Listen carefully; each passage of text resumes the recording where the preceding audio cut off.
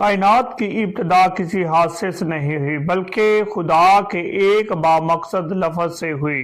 जब उसने कहा हो जा रोशनी तो अंधेरा हट गया। यही रोशनी आज भी हर उस दिल में चमकती है जहां खुदा का कलाम बोला जाता है। पैदाइश पहला और दूसरा बाब हमें ये सिखाते हैं कि जिंदगी महज इत्तेफाक नहीं बल्कि खुदा के इरादे की कहानी है। मसीह यीशु के अजीम नाम में आप सबको सलाम और बेहद शुक्रगुजारी करता हूं कि मैं आज आप लोगों के लिए पैदाइश की किताब के चैप्टर बाय चैप्टर मुताला करेंगे और इस पैदाइश की किताब की बाइबल स्टडी हमने शुरू कर दी है और आप लोगों से दरखास्त है कि बाइबल मुकद्दस की ये पहली किताब जो है पैदाइश, इसको सीखने के लिए हमारे साथ जुड़े रहिए। आज हम पैदाइश की किताब उसका बाब नंबर पहला और दूसरे की स्टडी करेंगे और देखेंगे कि यहाँ पर खुदावंद पाक खुदा कौन सी अहम जो सच्चाई है वो हम पर अय्यां करता है। कलाम खुदा का पहला सफा पूरी किताब मुकद्दस की बुनियाद है। ये हमें बताता है कि सब कुछ एक जिंदा, अक्लमंद और मोहब्बत करने वाले खुदा ने बनाया। यहाँ ना सिर्फ कायनात की बुनियाद बयान की गई बल्कि इंसान के मकसद, रुतबे और खुदा से तल्लुक की जड़ भी रखी गई है। इब्तिदा में खुदा ने आसमान और जमीन को बनाया। पैदाइश की किताब पहले बाब की पहली आयत में ये लिखा है। ये एक जुमला पूरे ईमान की बुनियाद है। जब हम ये कहते हैं तो इसका मतलब है कि कोई खालिक है जिसने इस कायनात को तख्लीक किया। हिस्सा नंबर अव्वल है खुदा खालिक है, इत्तफाक नहीं। पैदाइश की किताब पहले बाब की पहली 5 आयत का जब मुताला करते हैं तो वहां पे देखते हैं खुदावंद कायनात को कलाम के जरिए पैदा करता है। खुदा ने कहा और हो गया। ये जाहिर करता है कि खुदा का कलाम तख्लीकी कुव्वत रखता है। हर चीज तरतीब से बनी। पहले दिन रोशनी, दूसरे दिन फिजा, तीसरे दिन खुश्की और पौधे, चौथे दिन सूरज, चांद, तारे, 5वें दिन परिंदे और मछलियां, छठे दिन जानवर और आखिर में इंसान और 7वें दिन खुदा ने बरकत दी और उसमें आराम किया। हर दिन के आखिर में खुदा ने कहा और खुदा ने देखा कि ये अच्छा है। मतलब खुदा ने बेतरतीबी नहीं की बल्कि तरतीब के साथ खुदा ने उसे तख्लीक किया। वक्त के साथ, डे बाय डे खुदा ने हर एक चीज को तरतीब के साथ तख्लीक किया और बनाया। दूसरा हिस्सा है इंसान की तख्लीक, यानी पहले बाब की 26वीं और 27वीं आयत जो है ये बड़ा एक अहम नुक्ता है। खुदा ने फरमाया आओ हम इंसान को अपनी सूरत पर बनाएं, अपनी शबीह के मुताबिक। ये जुमला जाहिर करता है कि इंसान इत्तफाक नहीं, मंसूबा है। इंसान में इलाही शबीह है, यानी सोचने, मोहब्बत करने, फैसला करने और तल्लुक रखने की सलाहियत।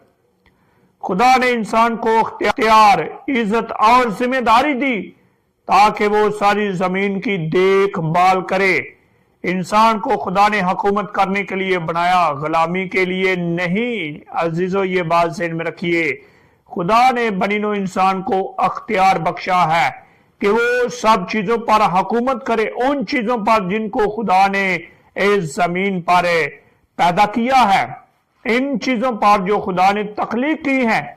तो तीसरा हिस्सा है खुदा का 7वां दिन। पैदाइश दूसरे बाब की पहली 3 आयत का मुताला करेंगे और वहां पर देखेंगे कि खुदा ने सब्बत यानी 7वां दिन बनाया। सो लिखा है और खुदा ने 7वें दिन को बरकत दी और उसे मुकद्दस ठहराया। हालेलुया। ये पहला मुकद्दस दिन था जो आराम, इबादत और तल्लुक का निशान है। खुदा ने इंसान को सिर्फ काम करने के लिए नहीं बल्कि अपने साथ रफाकत रखने के लिए भी बनाया। سبت ہمیں یاد دلاتا ہے کہ خدا چاہتا ہے کہ ہم اس کے حضور ٹھہریں، سنیں اور جئیں۔ یہ نہیں آپ اس دنیا میں آ گئے ہیں تو بس کام ہی کرتے رہیں، صبح کام، شام کام، رات کام، ہر وقت کام۔ نہیں، خدا نے ہمیں سبت کا دن دیا ہے پاک ماننے کے لیے، تاکہ ہم اپنے اس رشتے کو بحال رکھ سکیں، اس تعلق کو جو خدا نے باغ عدن میں آدم اور حوا کے ساتھ بنایا اس کو قائم رکھ سکے۔ سو چوتھا نقطہ ہے خدا اور انسان کا تعلق۔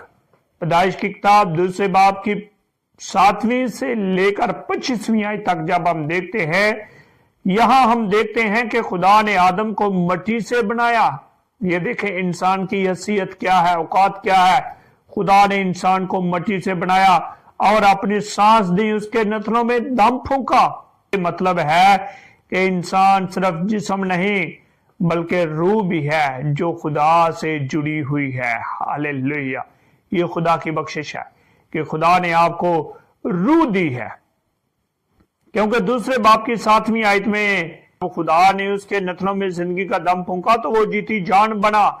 خدا نے آدم کو ایک خوبصورت باغ دیا، باغ کا نام عدن، جہاں ہر چیز کامل تھی۔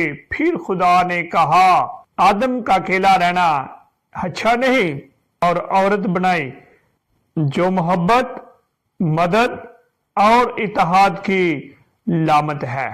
انسان کی تخلیق کا مقصد تھا خدا کے ساتھ چلنا، محبت میں رہنا اور اس کی مرضی پوری کرنا۔ یہ آج دیکھ لیں، انسان کا مقصد جو تھا تخلیق کرنے کا خدا کا، یہ تھا کہ وہ خدا کے ساتھ چلے، محبت میں رہنا سیکھے، اور تیسری بات خدا کی مرضی کو پورا کرے۔ آج کی اس بائبل اسٹڈی میں جو عملی سبق ہے وہ کیا ہے؟ زندگی خدا کی ملکیت ہے، ہم خود پیدا نہیں ہوئے، ہمیں پیدا کیا گیا ہے۔ دوسری بات، خدا کا کلام تخلیقی طاقت رکھتا ہے، جب وہ بولتا ہے تو تبدیلی آتی ہے۔ پریز گاڈ! تیسرا نقطہ ہے ہر انسان میں خدا کی شبیہ ہے، کسی کو کم تر نہ سمجھو۔ چوتھا، آرام خدا کی برکت ہے۔ سبت ہمیں یاد دلاتا ہے کہ کامیابی خدمت سے نہیں تعلق سے آتی ہے۔ پانچواں نقطہ ہے خدا نے ہمیں اکیلا نہیں بنایا، اس نے ہمیں رفاقت کے لیے پیدا کیا ہے۔ سو عزیزو، آئے خدا کے حضور جھکے اور آج کی بائبل اسٹڈی گائیڈ کے لیے دعا کریں۔ خدا کے حضور جھکیں گے اور دعا کریں گے۔ اے خدا، میں تیرا شکر کرتا ہوں کہ تو نے مجھے حادثے سے نہیں بلکہ محبت سے پیدا کیا۔ میری زندگی میں وہی نظم، روشنی اور سکون قائم کر جو تو نے ابتدا میں بنایا۔ مجھے اپنی شبیہ میں روز نیا بنا تاکہ میری زندگی تو تیرے جلال کا عکس بن جائے۔ یسوع مسیح کے نام میں آمین۔ میرے عزیزو، یقیناً آپ نے اس بائبل اسٹڈی سے برکت پائی ہے، اور پیدائش کی کتاب کا جو مطالعہ ہم نے شروع کیا ہے، اس مطالعے کو ڈے بائی ڈے سیکھنے کے لیے اس چینل کو سبسکرائب کر لیں، تاکہ آنے والے وقتوں میں جب بھی نئی بائبل اسٹڈی گائیڈ آپ لوگوں کے ساتھ شیئر کی جائے تو سب سے پہلے نوٹیفیکیشن آپ کے پاس پہنچ سکے۔ امید کرتا ہوں کہ آپ اپنے عزیزوں کے ساتھ اس کلام کو شیئر کریں گے، اور اس کلام کو اپنے تک نہیں بلکہ دوسروں سے شیئر کر کے خدا کے اس وعدے کو جو اس نے کہا کہ دنیا کے کونے کونے تک اس کلام کو پھیلانا آپ کی ذمہ داری ہے۔ سو اس مہم کا حصہ بنیں اور خدا کے کلام سے برکت لیں۔ آمین۔ ملتے ہیں ایک نئی بائبل اسٹڈی کے ساتھ۔